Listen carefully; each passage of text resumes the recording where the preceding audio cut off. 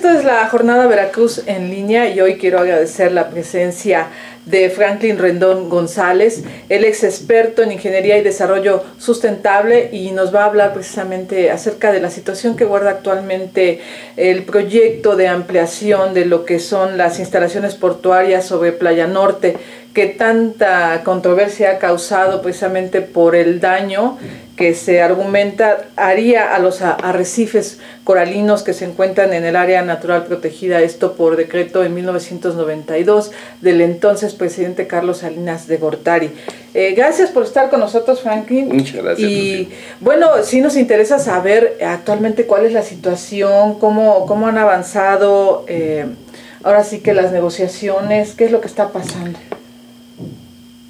El estado actual del proyecto de ampliación en el norte o al norte de Veracruz, sobre Bahía de Vergara y Punta Gorda, que impulsa la Secretaría de Comunicaciones y Transportes a través de la Coordinación de Puertos y Marina Mercante, y desde luego APIVER, que es la empresa concesionaria desde 1994, está pasando por una fase, yo me atrevo a calificar, difícil, complicada, desgastante, lesiva para Veracruz, para la ciudad, para el puerto y sobre todo para el ambiente, por la ausencia de criterios sanos, desde luego, para formular el proyecto de ampliación.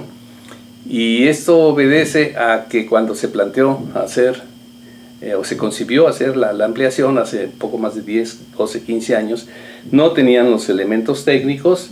Y de hecho se lanzaron a querer incluso poner una primera piedra de ampliación con la presencia del entonces presidente Vicente Fox, a un siglo de la inauguración que se hizo de las instalaciones actuales del puerto, que se hicieron por iniciativa del presidente Porfirio Díaz, y resulta que no tenía nada.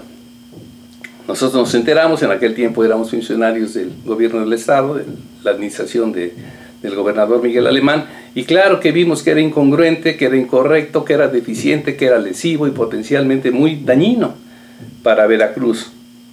Generalmente se hacen este tipo de obras después de un gran número de estudios, y en ese momento no se tenían. El más importante, de acuerdo a mi experiencia, cuando empezamos los puertos de Dos Bocas y de Altamira, y también planteamos el puerto del Ostión, en aquel tiempo por Petróleos Mexicanos, es las condiciones del subsuelo, si puede o no sostener las instalaciones, si puede o no dar estabilidad y seguridad a los rompeolas, a los canales y desde luego a los muelles.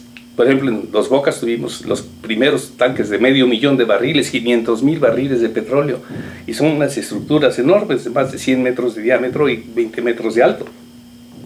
Entonces esta experiencia que teníamos sirvió en algún momento por iniciativa de un conjunto de alcaldes de la cuenca del Papaloapan para plantear una alternativa. Analizamos, igual que había hecho la propia ST y APIVER, y resulta que encontramos con que estaban equivocados. Parecía más bien no sé, quizá llamarlo un capricho de alguien querer hacerlo, aunque se justificaba diciendo que era lo que estaba más cerca de las instalaciones actuales, etc. Desafortunadamente, en estos 12 años no han podido avanzar, lo que demuestra inequívocamente que tienen fallas, limitaciones, y que se han empeñado en no reconocerlas. De hecho, en este momento están listos 1, 2 o 3 estudios de impacto ambiental por parte de las personas relacionadas, pero que no han sido presentadas.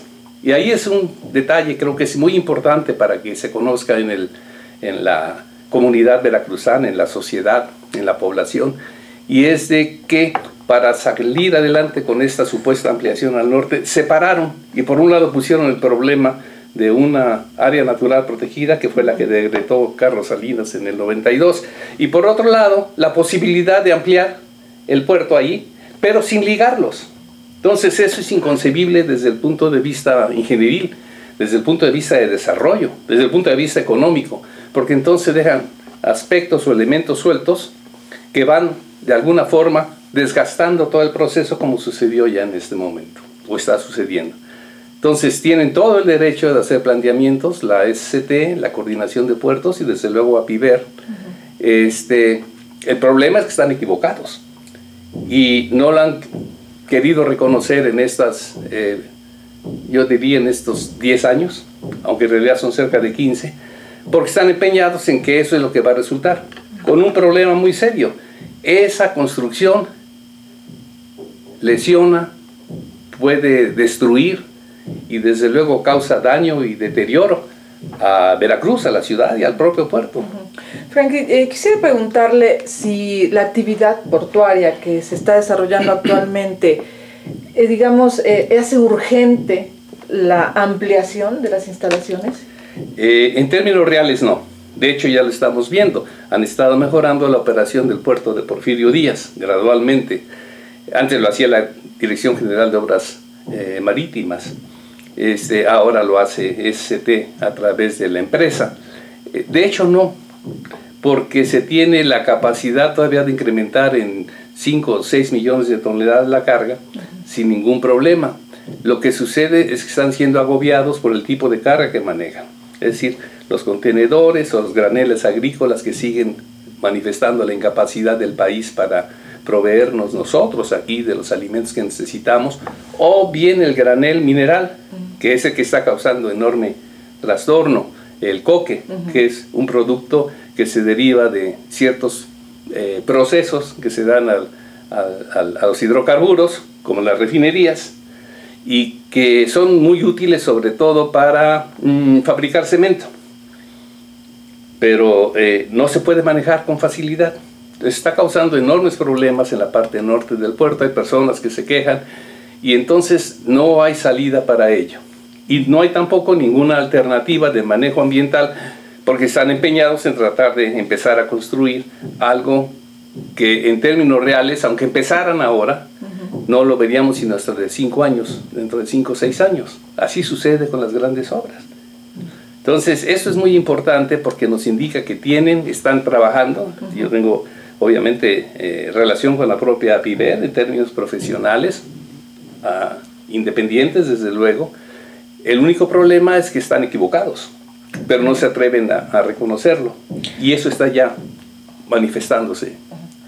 Ahora, Franklin, tengo entendido que desde 1992, cuando se hace este decreto para proteger precisamente esta área, sufrió alguna modificación, algún artículo para permitir la pesca, ¿no?, de algunas especies, pero ya ahorita en 2012 parece ser que hubo una modificación mayor.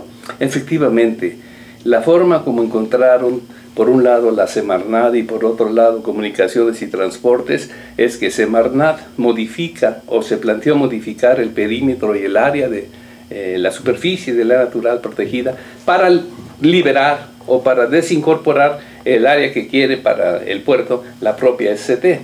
Esto no ha sido nunca ha sido explícito, lo hemos expresado y lo saben muy bien. Incluso como concitó el repudio a Cerizola, al secretario Cerizola hace algunos años, que fue mal recibido en Veracruz, o la presencia de otros secretarios también de comunicaciones allá, que obviamente iban a tratar de echar a andar, y siempre lo han estado intentando hacer, el nuevo proyecto, pero que no tienen fundamentos técnicos, y son bien obvios. Quien quiera que haya construido un puerto, se va a encontrar con que están violando muchos aspectos de seguridad, de economía, ambientales, culturales, por como somos en Veracruz, y desde luego políticos. Y ahí es donde viene la parte en que viene una modificación que surgió en los últimos 2 días de la administración del presidente Calderón, en donde el nuevo decreto que lanza, es un decreto que cercena, que corta un área en la que se va a construir el puerto, pero lo hacen a través de un procedimiento en donde parece que no hubiera necesidad. Ese es el problema en realidad. Ese es un engaño para la población veracruzana, es un engaño para los intereses de Veracruz.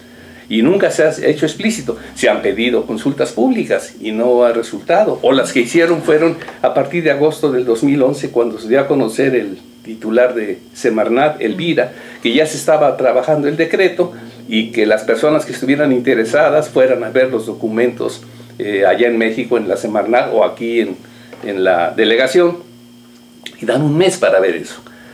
Hacer un puerto, en términos reales, con una modificación ambiental, toma mucho más tiempo para revisarlo. Es como el proceso del libramiento de Veracruz del 2004, que también de alguna forma quedó invalidado en el momento en que se abrió al conocimiento de la población y a la discusión. Eso es lo que tenemos nosotros, un decreto de muerte del sistema recifal, que es el origen, la esencia, el sustento y la defensa de Veracruz y el litoral, contra un decreto de vida de hace 20 años de un presidente que tenía otra visión y tenía sobre todo otro conocimiento. Eso está bien claro. Tengo entendido que por ahí ya hay un amparo, ya se otorgó un amparo. Bueno, lo que sucede es que miembros de la comunidad veracruzana plantearon el amparo en términos muy sencillos, de carácter constitucional. Es decir, la propia Constitución reconoce el derecho para un ambiente adecuado, apropiado, sano. Y entonces en el momento en que se dice que hay un decreto que violenta ese derecho, entonces en ese momento la juez decidió otorgar una suspensión provisional del acto reclamado, como dicen en términos legales. Y en este momento está vigente esa suspensión temporal o provisional. Y lo que está pasando es que en las próximas 2 o 3 semanas debe resolverse. Y yo creo que aquí es muy importante señalar, pero señalar con precisión, de que durante 12 años las administraciones del Partido Acción Nacional no pudieron hacer el puerto. No han podido. Pero sí han tenido la capacidad para lesionar la integridad y la propia conjunto de ecosistemas que hacen que Veracruz pueda funcionar, y eso lo saben bien. ¿También ya hay daños estructurales al castillo de San Juan? Bueno, desde luego, desde que han estado trabajando, yo me acuerdo que había una película de Pedro Infante, sobre las olas hace 60 años, en donde no se ve ninguna construcción en San Juan de Ulúa, nada más estaba el castillo. Entonces lo que quiere decir es que ha estado queriéndose aprovechar muy a la mexicana. Oye, aquí tenemos algo, ocúpalo. Si le hace falta algo, rellénalo.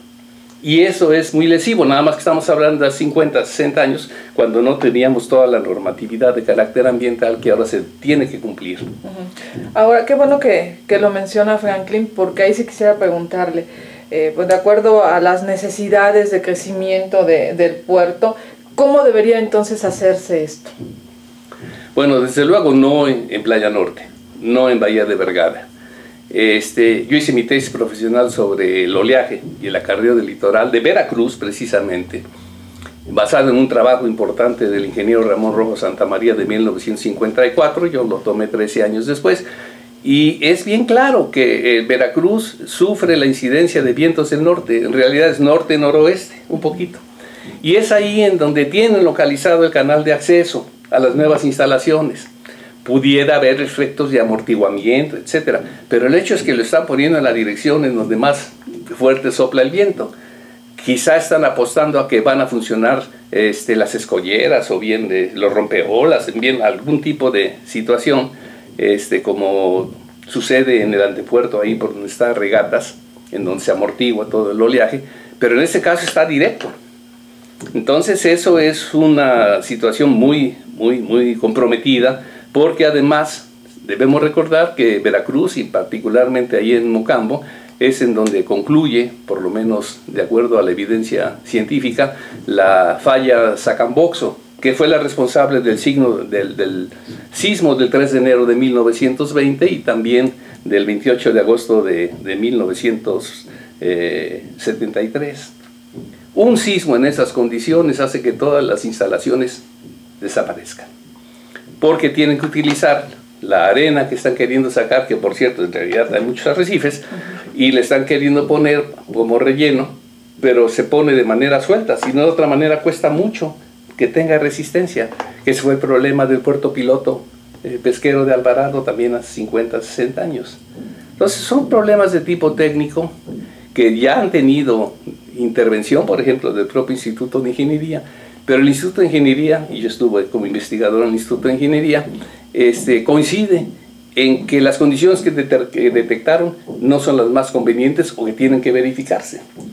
Entonces hay problemas de tipo técnico, obviamente, y hay problemas también de tipo económico porque cuesta más. No voy a hablar del puerto al sur de Antón Lizardo, que tenemos claramente identificado, pero ¿qué es la solución? Bueno, diciéndolo en términos reales, se dice que si no se invierte en este momento se ve la inversión a otro lado. Eso no es posible, así no se resuelven esos problemas.